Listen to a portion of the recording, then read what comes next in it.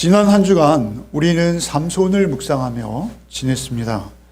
삼손의 일생에 관심을 가지고 들여다볼 때 우리를 어렵게 하는 부분이 있습니다. 하나님께서 삼손 같은 자를 도구로 사용하셔서 뭔가를 성취하셨다라는 것 자체가 우리를 조금 불편하게 할 수 있다라는 것이죠. 한 주석가는 삼손을 평가하면서 성욕에 들뜬 광대, 이런 표현을 썼습니다. 또 다른 주석가는 삼손은 알다 모르다입니다. 이렇게 표현하고 있어요. 알 듯 모르겠다, 이러한 고백인 걸로 보여집니다. 그런가 하면 삼손은 우리 어릴 때부터 삼손을 우리 배워오기는 삼손은 영웅으로 배워왔습니다. 그래서 우리가 그 영웅과 같은 삼손의 힘을 우리도 사모하면서 그렇게 삼손을 읽어내었던 것을 우리는 부인할 수 없습니다. 삼손을 묵상하는데 너무 많은 해석들이 있다는 것이죠. 삼손을 볼 때 그의 여성 편력 그리고 그 폭력적인 장면들, 이런 것들로만 꽉 차 있는 것을 우리가 보게 되는 것이죠. 그래서 한 주석가는 삼손의 생애를 문화전쟁이라는 표현으로 이렇게 표현하고요. 그것을 계속 빗대어서 해석하는 상당한 분량을 그렇게 해석하고 있는데요. 상당히 공감할 수밖에 없는 내용들이었습니다. 오늘날 우리가 살고 있는 세대도 역시 굉장히 성적입니다. 모든 것들이 상업 광고들을 보면 더욱 우리가 그렇고요. 그런가 하면 그런 성적인 탐닉뿐만 아니라 굉장히 폭력적입니다. 요즘은 영화를 봐도요, 그냥 피가 피를 뒤de이고 있죠. 그런 상황에서 우리가 전쟁을 치르고 있다, 이러한 표현을 쓰는 것을 보았습니다. 나름대로 모든 해석들이 우리에게 교훈하는 바가 있습니다. 다양한 해석들이 가능하고요. 그러나 우리가 조금 더 주목해서 보아야 할 것은 무엇이냐면 성경 전체를 통해서 하나님께서 우리에게 이루시고자 하시는, 또 교훈하시고자 하는 뜻은 무엇인지를 우리는 좀 성경 전체의 맥락 속에서 볼 필요가 있다라는 것입니다. 우리가 그래야 길을 잃지 않고 삼손을 바르게 이해하고 해석할 수 있다라는 것이죠. 하나님께서 우리에게 바라시는 것은 언제나 변함없이 이스라엘의 정의와 평안입니다. 평안이죠. 사사기에서 사사들이 치리하는 동안 평안하더라라는 이 평화이죠. 그 불신앙과 불순종으로 가득한 그 혼란한 시대 속에서 하나님께서 그들에게 바라시는 것은 오직 정의와 평안이라는 것이죠. 그 정의와 평안을 주시기 위해서 하나님께서는 사람들을 물색하시고 그 가운데 사사로 쓸 만한 제목을 구하시고, 그리고 그들 가운데 성령으로 찾아오셔서 계속 간섭하시면서 그를 하나님의 도구로 사용하고 계시다라는 것이죠. 가장 중요한 것은 무엇이냐? 그것은 삼손 자신도 아니요, 오직 그 가운데 임하시는 하나님의 주권이라는 것입니다. 하나님의 주권. 하나님의 주권이 어떻게 인류의 역사를 이루어가고 있는지가 중요하다라는 것이죠. 도저히 하나님은 보이지 않는 듯한, 하나님은 어디에서도 찾을 수 없는 듯한 그러한 대목 속에서도 하나님께서는 끊임없이 우리에게 그 정의와 평안 그리고 사랑을 우리에게 요구하신다라는 것이죠. 삼손의 생애 가운데 한 토막을 똑 떼어내서 가장 극적인 장면을 찾으라 하면 오늘 우리가 읽었던 본문일 것입니다. 오늘 우리가 읽은 본문이 삼손의 생애에서 가장 도드라지는 중요한 내용이라는 점이죠. 그래서 짧지만 15절부터 21절인가요? 까지 우리가 한 절씩 읽고 좀 묵상을 해나가면서 삼손을 향하신 하나님의 의지, 하나님의 뜻을 읽었으면 좋겠습니다. 15절부터 16절 읽겠습니다. 들릴라가 삼손에게 이르되 당신의 마음이 내게 있지 아니하면서 당신이 어찌 나를 사랑한다 하느냐? 당신이 이로써 3번이나 나를 희롱하고 당신의 큰 힘이 무엇으로 말미암아 생기는지를 내게 말하지 아니하였도다 하며 날마다 그 말로 그를 재촉하여 조름해 삼손의 마음이 번뇌하여 죽을 지경이라. 3번이나 들릴라는 실패하고 말았죠. 그래서 이제 4번째 마지막 시도를 하고 있는 것이죠. 들릴라에게 믿는 구석이 있었습니다. 들릴라에게 믿는 구석은 삼손의 마음을 자기가 빼앗았다라고 여기는 것이죠. 삼손의 마음은 이미 자신이 접수했다라는 그 자신감. 삼손은 이미 사랑에 빠져서 눈 멀고 귀 멀었다라고 확신을 가지고 있었던 것이죠.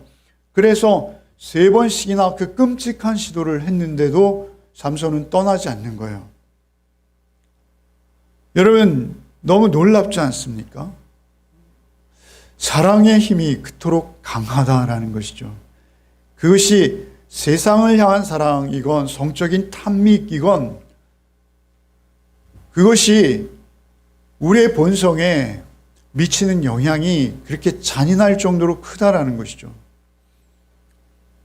그렇게 3번씩이나 묶임을 당하고 블레셋 사람이 왔어요 라는 그 고함 소리를 듣고 그 일들을 그렇게 3번이나 반복했음에도 삼손은 들릴라의 치마폭 안에서 나올 수 없는 거예요. 떠나면 되는 것이죠. 그냥 그 장소를 피하면 되는 것이에요. 자신의 생명의 위협을 느끼고 이제 피하면 되는데 피하지 못하는 거예요. 더 놀라운 것은 그 들릴라가 이제 강력한 카드를 꺼냈을 때 그가 번민하고 있다는 것이죠. 오늘 본문은 이렇게 말하죠. 당신의 마음이 내게 있지 아니하면서 당신이 어찌 나를 사랑한다 하느냐. 그러니까 마음을 자기가 차지했다라고 확신하기에 이렇게 추궁할 수 있는 것이죠. 당신 내게 마음도 없으면서 입술로만 사랑한다 말하느냐라고 압박해 오는 것입니다. 여러분, 그런데 그 마음은 말이죠. 누가 주인이십니까?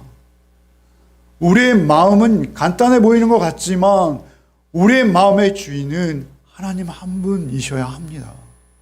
그럼에도 불구하고 그것이 왜 그렇게 어려운지요. 하나님께서 우리에게 원하시는 것은 우리의 마음뿐입니다.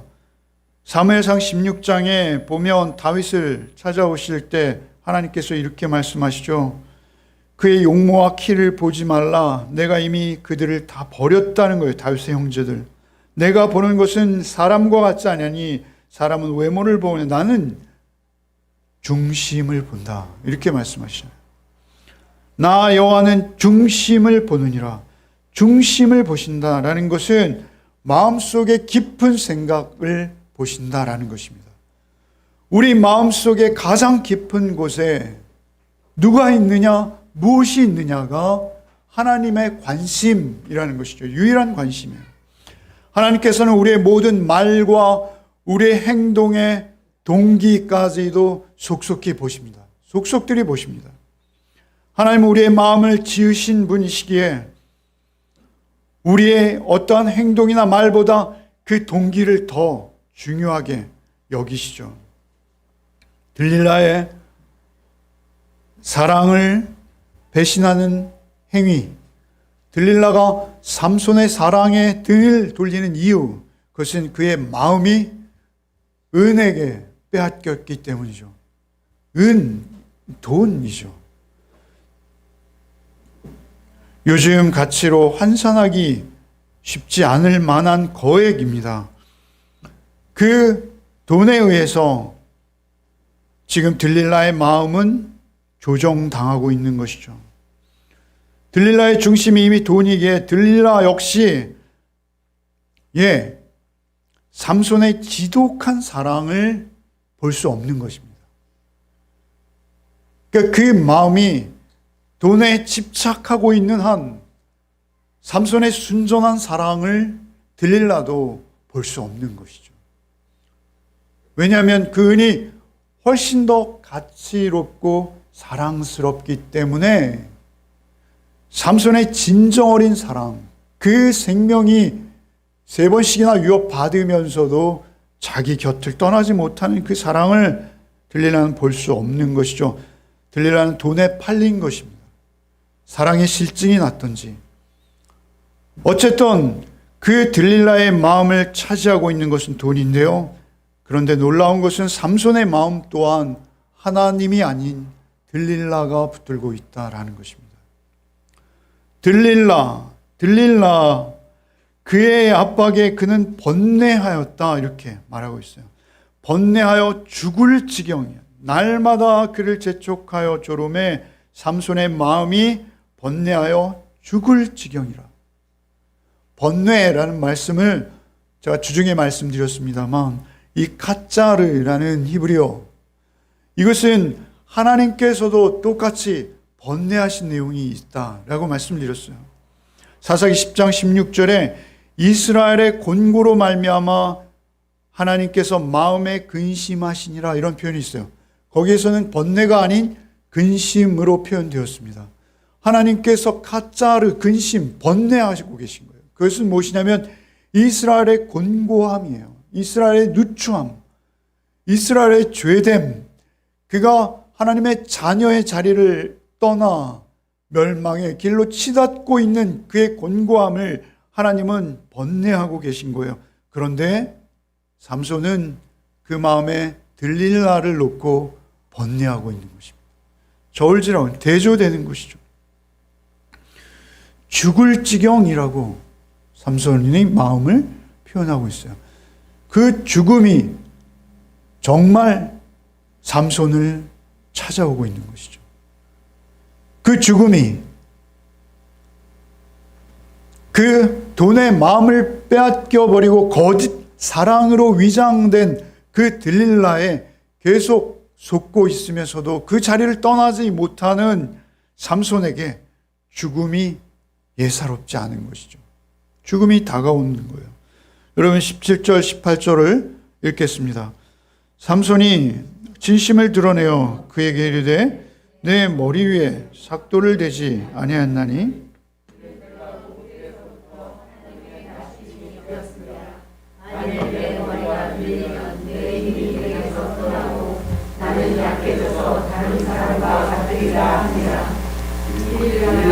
삼손이 진심을 다 알려주므로 사람을 보내어 물레된 사람들의 방백들을 불러 이르되 삼손이 내게 진심을 알려주었으니 이제 한 번만 올라오라 하니 물레된 방백들이 손에 은을 가지고 그 여인에게로 올라오니라. 예, 들릴라는 어쨌든 삼손의 마음의 갈등을 잘 알고 있죠. 그래서 그 삼손이 진심을 드러낸 것을 단박에 알 수 있었습니다. 삼손은 들릴라의 사랑을 진실한 사랑이라고 여기고 있을 것이죠. 이제 그 삼손은 그 들릴라의 사랑을 차지하고자 자기의 마음에 간직하고 있던 마지막 하나님과의 관계 속에서 맺어진 언약을 포기하고 그에게 드러내는 것이죠. 삼손은 오늘 본문에 자세히 보시면 단지 머리에 힘의 근원이 있다 이렇게 말하는 게 아니에요. 뭐라 먼저 말합니까? 내가 삭도를 대지 아니하였다. 내가 모태에서부터 하나님의 나실린이었다 라고 말하고 있다라는 것이죠. 자신이 어머니로부터 태어나기도 전에 이미 하나님께 성별된 하나님께서 특별한 사명을 맡기시고 나를 부르셨다라는 것을 삼손은 인식하고 있는 거예요. 나실린이라는 것을 인식하고 있는 거예요. 그가 지금까지 포도원에 들어가고 동물의 사체를 만지고 성적으로 그토록 방탕하게 이 여인 저 여인 옮겨다니며 성경에 기록된 것만 3번씩이나 그렇게 엄청난 방탕을 일삼던 그였습니다만 그는 자신의 정체성을 어느 정도 인식하고 있는 거예요. 잊지 않고 있는 거예요. 그리고 그 정체성의 증거로 그가 마지막까지 붙들고 있었던 한 가지, 그것은 머리에 삭도를 대지 않는 것이었어요. 머리에 삭도를 대지 않는 것. 여러분, 그 포도원에 안 들어가고 포도주를 안 마시고, 그리고 사체에 손을 대지 않고, 사실 이런 것들은 다른 사람의 눈에 그렇게 띄지 않습니다. 그러나 여러분, 머리에 삭도를 대지, 날 때부터 머리에 삭도를 대지 아니하고 그 부모로부터 계속 들어왔던 그 머리를 깎지 않은 외형적으로 나타나고 드러난 모습은 그는 그리스도인이었던 거예요. 그는 외형적으로 드러나는 것만큼은 철저하게 붙들고 놓지 않고 있었던 거예요. 그의 마음은 이미 들릴라에게 다 내어놓고 있는 것이죠. 지금 그 마지막 부여잡았던 것까지 삼손은 그에게 내어놓고 있는 거예요. 머리카락 자체가 힘이 아니라는 것이죠. 머리카락의 길이가 힘의 세기와 비례하지 않는다는 것이죠. 머리카락에 어떤 신비한 힘이 있는 게 아니에요. 여러분, 제가 좀 참고를 삼기 위해서 잠시 질문을 드립니다. 혹시 제 인터넷 유튜브에서 지난 삼손 설교를 들으신 분 계십니까? 최근에. 네. 한 분, 두 분. 그러면 똑같이 설교하면 안 되겠네요. 그러나 사실은 굉장히 중요한 부분이에요. 여러분, 선악과 있지 않습니까? 선악과. 그죠? 아담과 하와가 선악과를 따먹었을 때 그 선악과의 그 과일, 복숭아같이 생겼을 것이죠. 그 과일에 신비한 힘이 있는 게 아니죠. 그죠? 그 과일을 먹으면 생명의 연한이 갑자기 줄어드는, 영생할 수 있었던 그들의 생명이 한계지어지는 그러한 능력이 과일에 있는 게 아니죠. 하나님의 말씀을 떠난 것이죠. 그러니까 하나님의 영향력, 하나님의 영향권 안에 있기를 거부한 것입니다. 하나님을 밀어낸 것이죠. 여러분, 삼손은 들릴라와 하나님 사이에서 저울질하고 있었던 것이죠. 그리고 그는 하나님과 들릴라 중에 들릴라를 선택한 것입니다. 그러니까 그냥 간단한 문제가 아니에요. 들릴라의 사랑은 얻을 수 있었지만, 그것도 거짓 사랑이죠. 거짓 사랑이지만 그나마 그는 그 사랑을 얻었지만 하나님의 사랑은 버린 것입니다. 들릴라의 사랑을 확보했다고 여겼지만 사실 그것은 삼손을 속이는 사랑이죠. 그것을 얻었다라고 여기고 그는 하나님을 포기한 것입니다.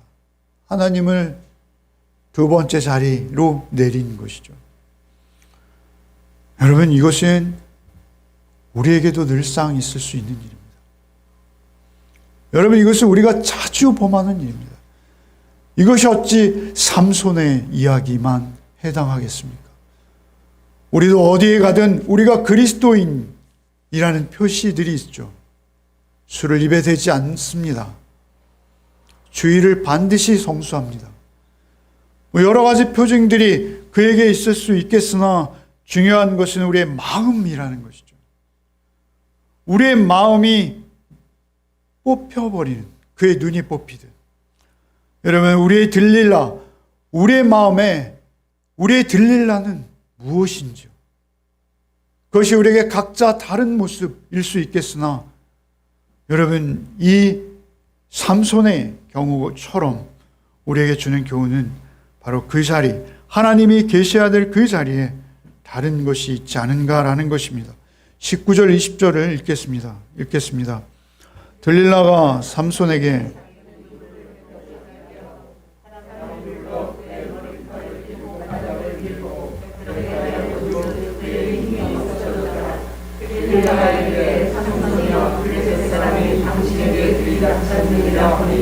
삼손이 잠을 깨려 이르기를 내가 전과 같이 나가서 오늘 해를 치러 찾았으나 여호와께서 이미 자기를 떠나신 줄을 깨닫지 못하였더라. 예, 삼손이 들릴라에게 자기의 비밀을, 마지막 비밀을 털어놓고 그 결과가 어떻게 될지 모를 수 없습니다. 그런데 놀랍게도 삼손은 들릴라의 무릎 위에 머리를 맡긴 채 잠이 듭니다. 어떻게 이럴 수 있는지요? 우리가 앞서서 적장 시스라가 야엘의 집에 와서 엉긴 우유를 마시고 깊이 잠든 것을 보죠. 정말 그것은 모르고 한 것이죠. 그러나 삼손은 이제 눈이 먼 것입니다. 귀가 막힌 거예요. 삼손은 하나님께서 자신을 이미 떠나신 것을 지금 모르고 있죠.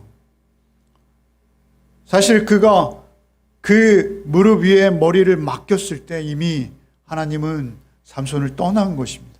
삼손을 떠나신 것이죠. 그가 들릴라와 하나님을 저울질하고 있을 때 이미 하나님은 근심하셨을 것이죠. 그런데 삼손만 모르고 있는 것입니다. 삼손은 영적으로 눈먼 자요, 이미 귀먼 자가 된 것이죠.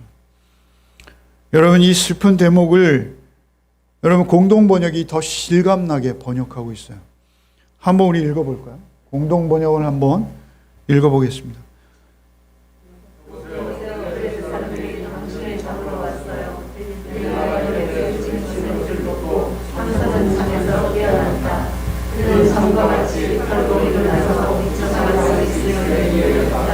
여호와께서 이미 자기를 떠나신 줄을 알지 못했던 것이다.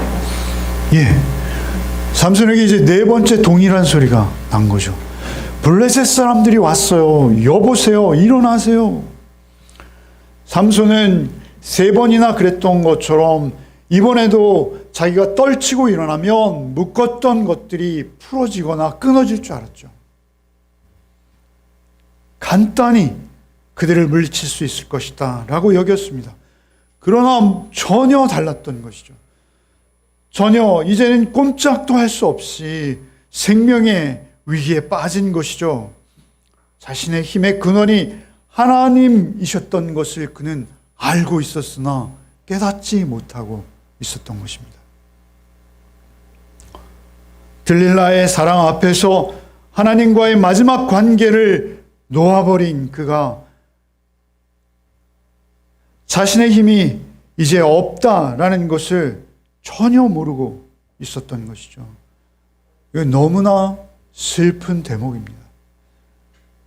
성경에서 아마 이토록 슬픈 대목은 없을 것입니다. 여러분, 우리가 하나님을 믿는다 하면서도 내 안에 하나님 계시지 않은데 그것을 나만 모르고 있는 상태. 여러분, 이런 상태가 여러분 우리 주변에도 많고 그것이 나에게도 예외일 수 없을 수 있다는 것을 우리 늘 잊지 말아야 합니다. 그것이 우리에게 가장 중요한 것이죠. 그만 못 보고 있는 것입니다. 그래서 그는 눈을 뽑히는 것이죠. 21절 읽겠습니다. 블레셋 사람들이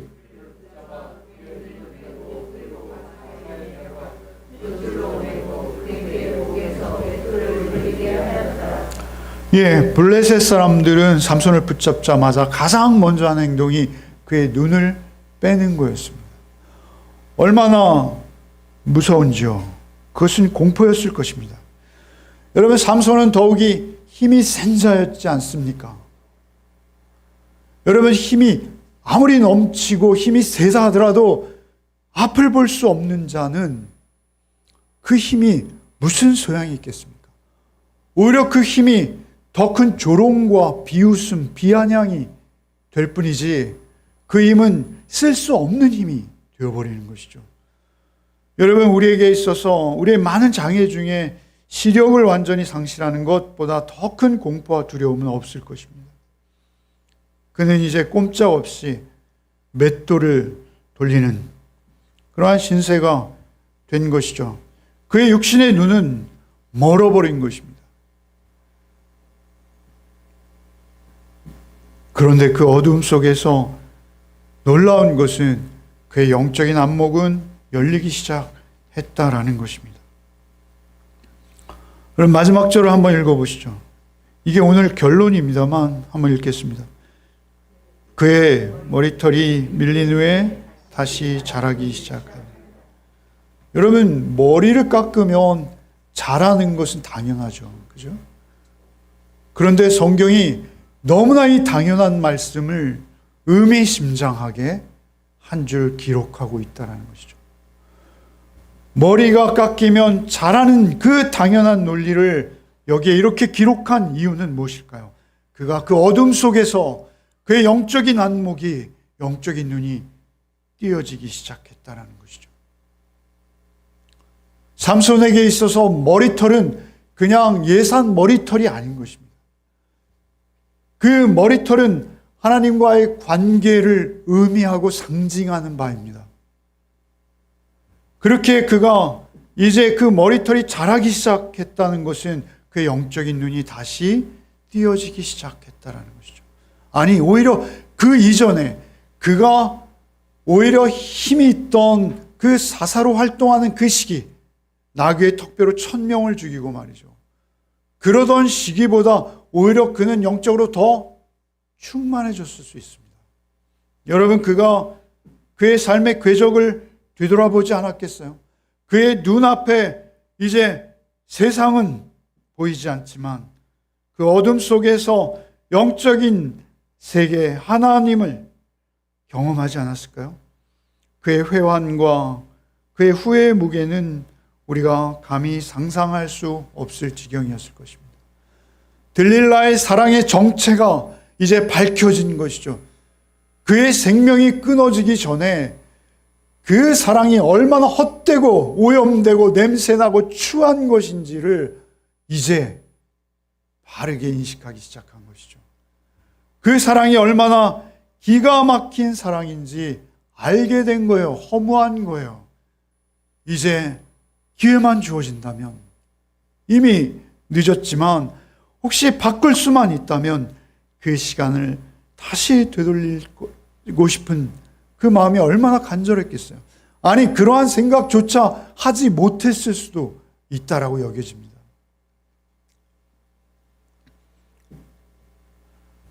얼마나 후에 막급한 시간들이었을까요?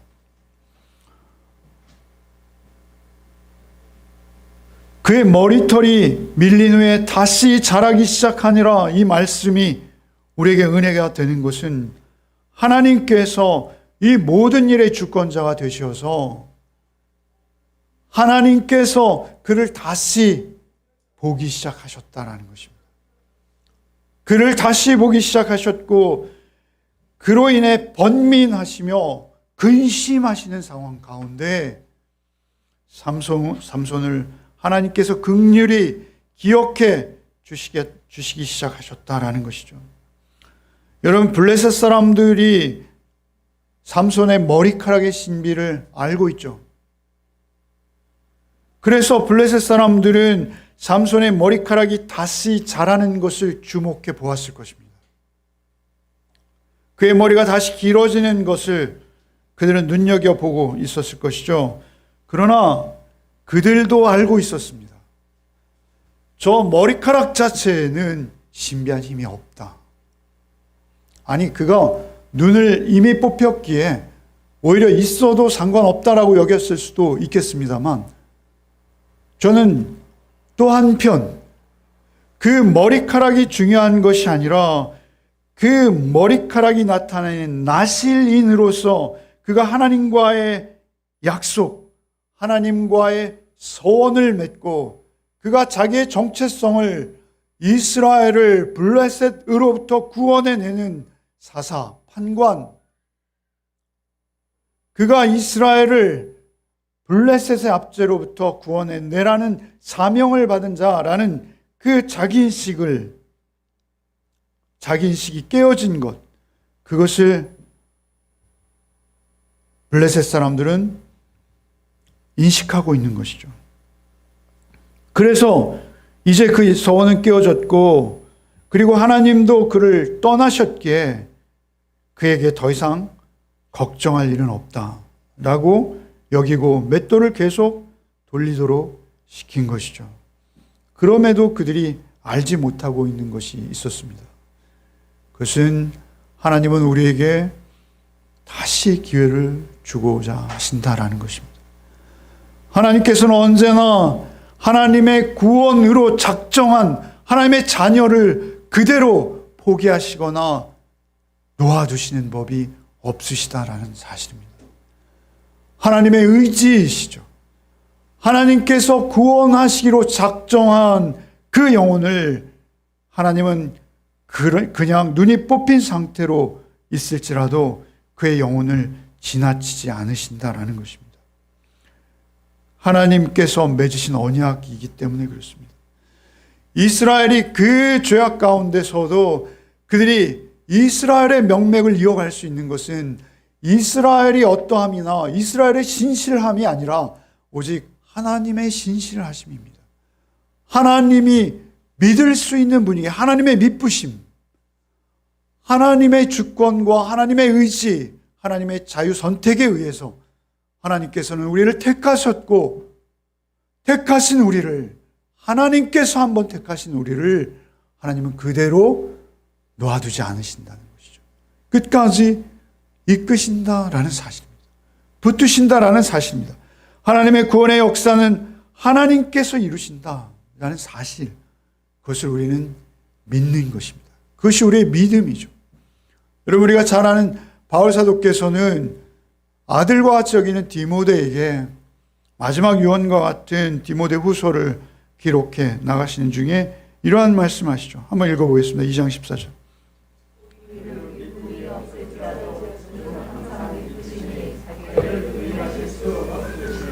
믿부다는 것은 신뢰한다, 이런 의미입니다. 우리는 신뢰함이 없을지라도 주는 신뢰하실 만한 분이시니 자기 자신이 하신 약속을, 자기 자신이 하신 언약을 절대 포기하거나 잊지 않으신다.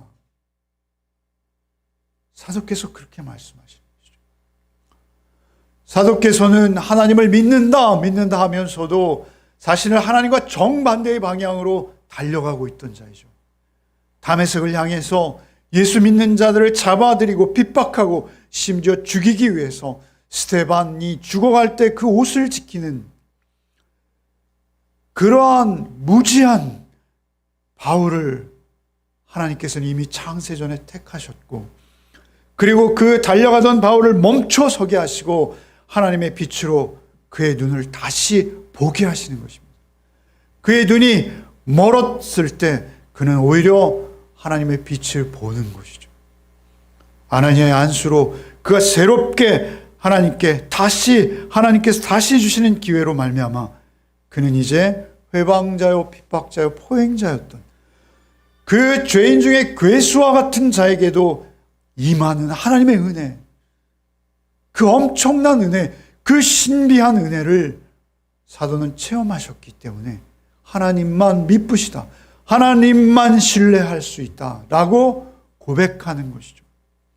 여러분, 오늘 설교의 제목은 무엇입니까? 다시 기회를 주시는 하나님이십니다. 하나님께서는 우리에게 기회를 주시기 원하신다는 거죠. 여러분, 우리가 잘 아는 요나를 아시죠? 요나는 하나님의 직접 명령을, 사사와 같은 명령, 선지자로서의 명령을 어기고 니느웨로 가지 아니하고 다시스로 가는 배에 엉뚱하게 올라타는 것이죠. 그리고 그가 드디어 그 깊은 물에 잠기자 거기에서 하나님을 향해 입을 열기 시작하죠. 기도하는 것입니다. 하나님께 그의 기도를 들으시고 그에게 다시 기회를 주시는 것이죠. 하나님께서는 베드로에게도 역시 다시 기회를 주셨죠. 우리가 잘 알죠.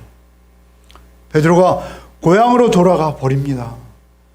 그 베드로를 쫓아오신 주께서 그 새벽 노동에 지친 베드로를 향해 여러분 구운 생선과 떡을 준비하시고 네가 나를 사랑하느냐, 다시 그를 일으키신, 예수님을 배반하고 떠난 죄책감으로 예수님 앞에 다시 설 수 없다라고 스스로 여기고 이젠 자책하며 자기의 여생을 마감하려 했던 베드로, 그러나 하나님은 그를 더욱 크신 사랑으로 다시 기회를 주시고 일으키시는 것이죠.